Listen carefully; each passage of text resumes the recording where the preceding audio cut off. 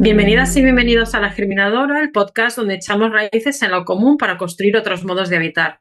Hoy ponemos el foco en algo que no se ve en los planos de arquitectura ni se calcula en metros cuadrados, pero es igual de esencial para cualquier proyecto de covivienda cooperativa: la cohesión del grupo y la gobernanza.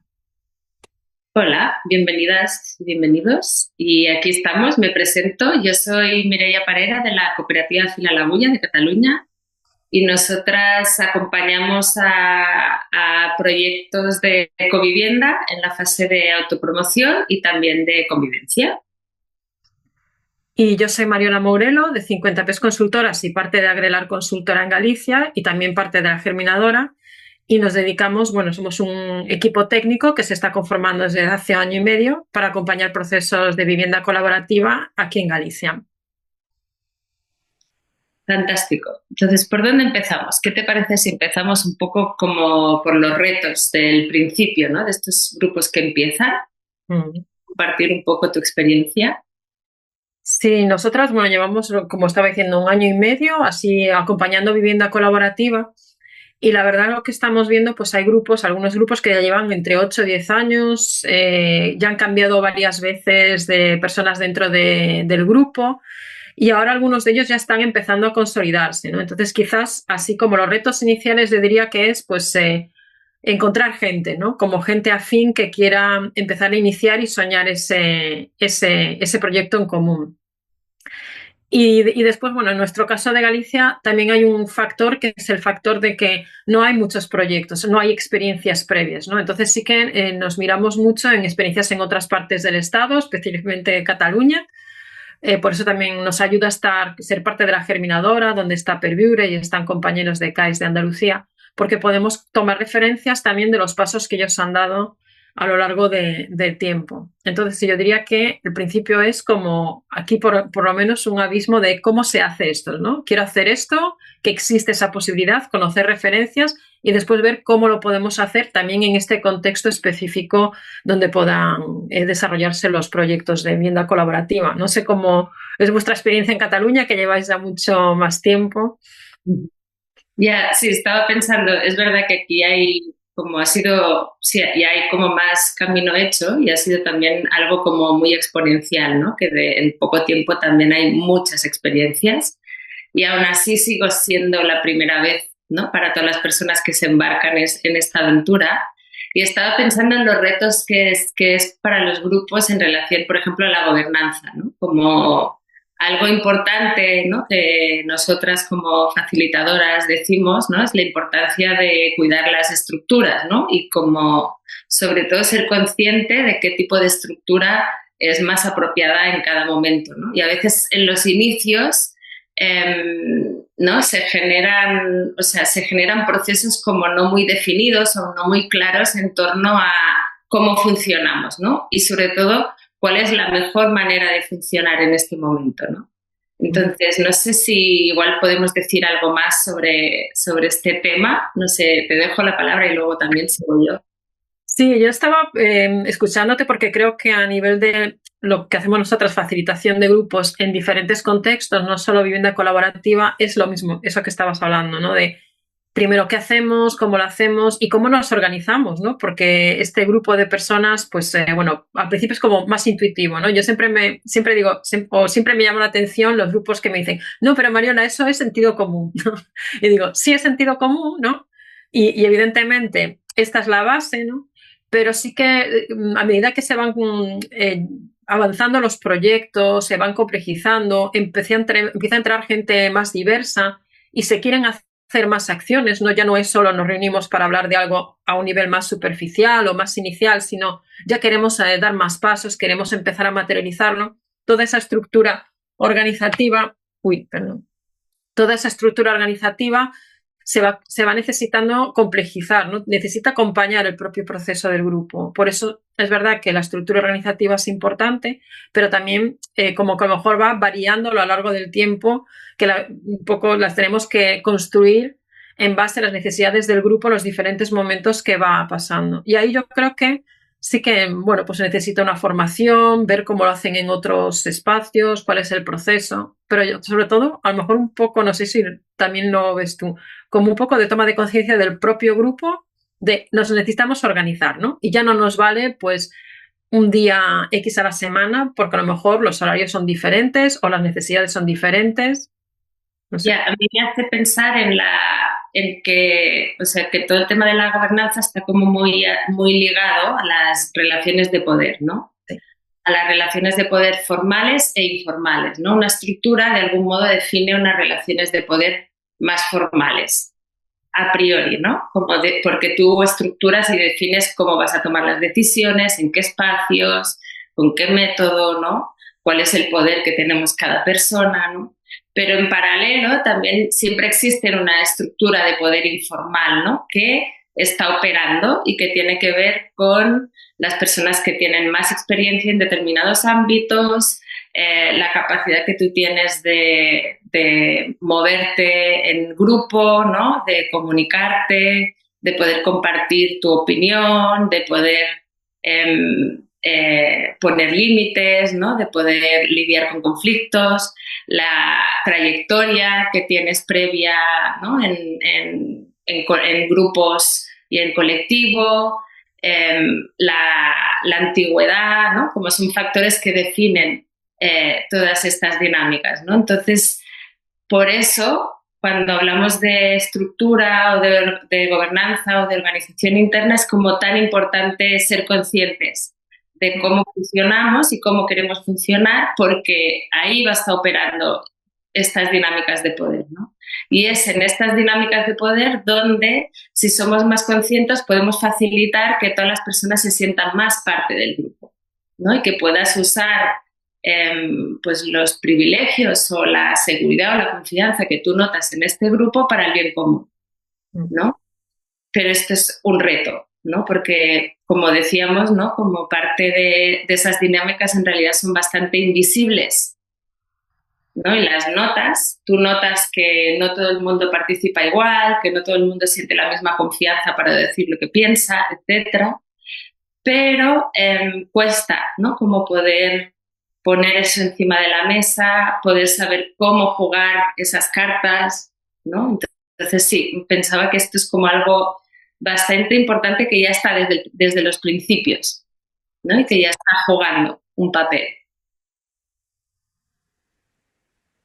Sí, después yo creo que también como que va progresando, ¿no? O sea, que va cambiando y cuando llega ese momento de, vale, pues ahora este proyecto ya se va a materializar, ahí es donde las decisiones ya se hacen más, tienen más peso, ¿no? No como que en otros momentos puedes estar en el proyecto y a lo mejor no tener claras muchas cosas, pero te sientes parte, te gusta filosóficamente, ¿no? Como que hay otros factores que hacen que te puedas sentir integrada. Pero en el momento que se va a materializar, sobre todo un proyecto de vivienda que tiene un peso económico, un proceso jurídico, un proceso grupal que también afecta muchísimo al grupo de cuánta gente se necesita para poder construir las viviendas de la forma que queremos, somos suficientes o no. Todo eso como que se va concretizando y todo el sistema de gobernanza y toma de decisiones adquiere, no de repente, ¿no? Pero en ese momento a lo mejor se ve más claramente, incluso por el grupo, la importancia que tiene, ¿no? Y ahí es donde empezamos a decir, es que falla la toma de decisiones, ¿no? Y todo esto que estaba diciendo. Pues hay unas voces que tienen evidentemente más peso que otras, ¿no? Que podemos hacer un proceso de toma de decisión, pero si X personas no están presentes en ese momento o no están convencidas, vamos a ver que ese proceso va a variar de acuerdo a eso, ¿no? Y eso a veces pues crea como una especie de pequeño shock, ¿no? En los grupos, decir, pero pensábamos que estábamos utilizando a lo mejor la mejor metodología, pero este poder informal, estos roles informales, ahí gana mucho peso, ¿no? De quién tiene más experiencia, quién tiene más capacidad de argumentación, quién tiene ese poder para que el grupo diga, espera, si esta persona o estas personas dicen que no, pues a lo mejor es que no, ¿no? Entonces sí que creo que ahí es muy importante, sobre todo en estos procesos, la facilitación, ¿no? Para poder externalizar este rol de dar voz a las diferentes voces que se están dando porque hay miedo, porque hay duda, porque hay pues un momento donde a lo mejor pues hay personas que es un momento de decir este no es mi proyecto, ¿no? Y eso no es tan fácil, ¿no? Como parece, incluso internamente, para que te des cuenta. y al mismo tiempo pues hay una tensión fuerte de la gente que quiere ya dar el paso, la gente que no. Yo creo que ahí es donde más se visualiza, ¿no? de esta importancia. Perdona, es que estaba pensando con lo que decías de un poco los procesos, ¿no? De la dinámica más común, ¿no? En este tipo de proyectos, cuando tú empiezas desde la ilusión, desde el enamoramiento, ¿no? Desde las ganas. Y tiene que ser así, porque de otra manera estos proyectos no tirarían para adelante, ¿no? Se necesita en parte, yo siempre digo que un poco de inocencia para meterte en un embolado como este, ¿vale? Porque sí que son proyectos que implican muchos retos, porque como decíamos, estamos abriendo camino, ¿no? Y porque es una inversión importante la que estás haciendo ahí, ¿no? Entonces, esa parte de enamoramiento lo que trae es como, lo que facilita en realidad es como ese espacio de cohesión, ¿no? De generar grupo, de tener como las ganas, la motivación para decir, ay, a ver quién es esta persona, ay, qué bonita, ¿no? Qué bonito que es todo, ¿no? Y eso se necesita y es fantástico porque la cohesión y la conexión es lo que nos va a ayudar también a que eso salga para adelante, ¿no? Pero luego va a haber algún momento donde eso cambie, ¿no? Donde, igual que en las relaciones, ¿no? Pues pasamos del enamoramiento a de pronto ver las taras, ¿no? Ver un poco a la persona de una forma como más completa, ¿no? Entonces ahí empiezan pues las diferencias, las discrepancias y estos momentos son fundamentales porque son parte de lo que también va a construir el grupo, ¿no? Porque no es solo a través de lo que no compartimos que definimos quiénes somos, sino también a través de lo que no compartimos también nos define especialmente como grupos, ¿no? Porque nos ayuda a poner límites y a decir, vale, esto forma parte y esto no, y también porque es un momento fundamental para ayudarnos a generar consensos, a aprender a soltar también a veces nuestras ideas para llegar a una idea en común, ¿no? Como a tener esos diálogos entre esas polaridades que van a estar siempre presentes en proyectos así, como la tensión, por ejemplo, en las necesidades individuales y las colectivas, ¿no? Y esos momentos son cruciales, ¿no? Para aprender como grupo, ¿no? Son los momentos de tensión, los momentos de conflicto en los que vamos a estar creciendo. Y no solo creciendo, sino cohesionándonos más si tenemos la capacidad de estar ahí de una manera que es útil, ¿no? Y desde la que hay un aprendizaje, ¿no? Entonces ahí pensaba esto cuando decías lo de la parte de una facilitación externa. Creo que esos son los momentos como bastante cruciales en los que cuando ese momento está siendo demasiado, puede ser como un momento clave, ¿no? En el que un apoyo externo te puede ayudar para hacer ese camino, porque no es natural la gestión de conflictos, no es algo que nacemos sabiendo hacer y no es algo a lo que hemos estado muy educadas ni acompañadas, ¿no? A poder hacer realmente, a poder soltar mi visión para ver la de la otra persona o poder ver la de la otra y también la mía, entender las dos visiones, ver cómo se relacionan, ¿no? Ver lo útil de cada una de ellas, etcétera. Sí, estamos como más educadas en la competencia, ¿no? Y a base de este sistema neoliberal que también afecta a la educación y la verdad es que siempre estamos desde pequeñas, ¿no? Como yo hago mis exámenes, estudio, hago mis trabajos, hago mis cosas yo solita y esto es lo que haces a lo que te están enseñando, ¿no? En el sistema educativo. Y luego llegamos a proyectos como este y es como, claro que tenemos los valores, pero muchas veces no tenemos las herramientas, ¿no? Entonces, como también un proceso de aprendizaje del propio grupo a través del propio proceso y también de adquirir herramientas, ¿no? De formarse a nivel básico, no que no digo que tengan que, pero bueno, sí como ir adquiriendo como grupo pues esas herramientas que les puedan ayudar y cuando no puedan, pues que haya profesionales externos que también les liberen de esos roles, ¿no? Que a veces hay doble rol, a veces no puedes gestionar un conflicto en el que tú eres parte, ¿no? Ni facilitadoras, ni siendo facilitadoras, ni nosotras también tenemos facilitación externa, ¿no? Muchas veces, porque necesitas como poder ocupar ese rol de estoy enfadada o tengo esto que decir o no. Y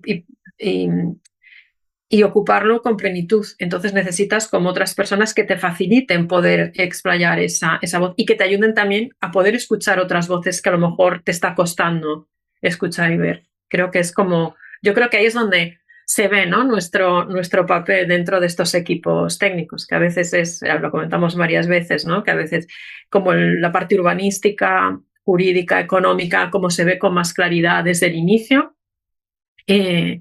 Y esta parte de facilitación de grupos es como algo primero desconocido en muchos ámbitos y después como es algo que, bueno, esto ya lo hacemos nosotros, ¿no? Que ojalá y que bien, ¿no? Porque los grupos tienen que ser autónomos, pero que también esté ahí, además interaccionando con las otras disciplinas, yo creo que es crucial. Por lo menos nosotras este año y pico lo estamos viendo cada vez más, ¿no? De dónde no la metes, ¿no? Incluso para facilitar el propio equipo técnico, ¿no? De cómo estamos viviendo esas tensiones que hay en los grupos, cómo nos está afectando, cómo podemos gestionarlo.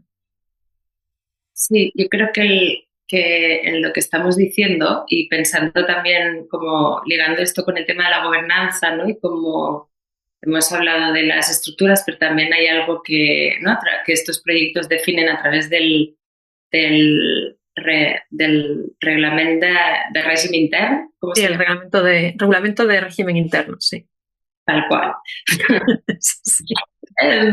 Pues eso, ¿no? Cómo esas normas y esos acuerdos nos ayudan porque definen aspectos como fundamentales y cruciales, ¿no?, de quiénes somos y cómo queremos funcionar, ¿no? Igual que la definición de una visión común, ¿no?, o de unos valores, ¿no?, que de algún modo es una guía como fundamental para definir quiénes somos y cómo nos organizamos y cuál es como esa cultura, ¿no?, que estamos pretendiendo en este lugar, pero esto tiene que estar siempre en diálogo con la relación, ¿no? O sea, no podemos normativizarlo todo, ¿no? Tenemos que entender que es básico que cuando haya determinadas situaciones nos relacionemos con ellas, ¿no? Y no apliquemos una norma y ya está, ¿vale? Porque muchas veces las normas no son suficientes, no se cumplen porque no están atendiendo toda la complejidad que hay detrás de esa situación. Y ahí es donde creo que nuestro rol es bastante importante, porque ese trabajo de estar dialogando entre esas polaridades, con la dificultad, con los retos que nos supone, porque nos activa cosas, porque, ¿no?, cuando tenemos tensión lo que genera es como la distancia, ¿no?, y como genera en realidad lo contrario que necesita ese momento, ¿no?, que es las ganas de entenderse o de la curiosidad, ¿no?, y de la empatía, sino genera todo lo contrario, ¿no?, porque de algún modo la otra persona te reta en aspectos, ¿no?, y te confronta, ¿no? Entonces están pasando un montón de cosas, ¿no? Y es en esos momentos donde, sí, donde en realidad el aprendizaje es crucial, ¿no? Si aprendemos a hacer esto, ya tenemos todo el camino hecho, ¿no? Pues sí, que no es fácil, ¿no? Sí, también yo creo que es importante no personalizar, ¿no? Es que sí que es verdad que se hace como, bueno, pues esta persona que está bloqueando o esta persona que nunca acepta ¿no? Y que crea conflicto, ¿no? Como si no hubiera esta persona, ya todo iría bien, ¿no? Esto es un mito totalmente, ¿no? Porque es un rol realmente, es algo que también está ayudando al grupo a ver partes que no quiere ver, que necesita verlas porque son importantes para su propio proceso. Que a lo mejor es solo mencionarlas y el grupo las gestiona y ya, ¿no? Y puede ser 5 minutos o más tiempo. Pero a veces nos confrontamos y personalizamos, ¿no? Y entonces esta persona la eliminamos y lo que pasa en los grupos es que ese rol, como una, ¿no?, como una pulga, casi, la pulga del conflicto, pasa a otra persona porque está en el grupo, ¿no? Entonces, entendernos como más sistémicos, ¿no? Que no somos solo personas individuales que nos conectamos, sino que somos personas y nos definimos y nos relacionamos en base a como lo que esté pasando en el campo grupal, ¿no? Lo que esté pasando con las otras personas, cómo nos relacionemos con ellas. También nuestra mochila, ¿no? Porque todas traemos nuestra pequeña o más grande mochila, tanto de experiencia, lo que estabas comentando antes, como también de nuestros miedos y experiencias a lo mejor negativas en cuanto a procesos grupales. Entonces venimos con superalertas. Entonces todo esto también hay que hacer también un trabajo personal, ¿no?, como a diferentes niveles, relacional, grupal para poder también después llegar a ese ideal de cómo navegamos, ¿no?, en el conflicto. No pensar que solo es grupal, sino qué hay en mí, qué puedo yo gestionar aquí, por qué me está molestando esto, por qué me está costando tomar esta decisión, por qué estoy bloqueando, ¿no? Y después poder tener espacios en el grupo donde esto también se acoja, ¿no? Donde esta individualidad, que es parte de la relación, también se pueda gestionar. Pues sí, yo creo que ya va siendo momento de ir cerrando, ¿no? Hemos estado tocando varios temas, ¿no? Hemos estado un poco traíamos, ¿no?, el tema de la gobernanza y la cohesión, y a través de estos temas hemos estado hablando de la toma de decisiones, de cómo escuchamos, de cómo nos cuidamos, del tema de la visión común, ¿no? El reglamento de régimen interno, ahora salía todo el tema de los roles, ¿no? Y de algún modo como el papel también de la facilitación es importante.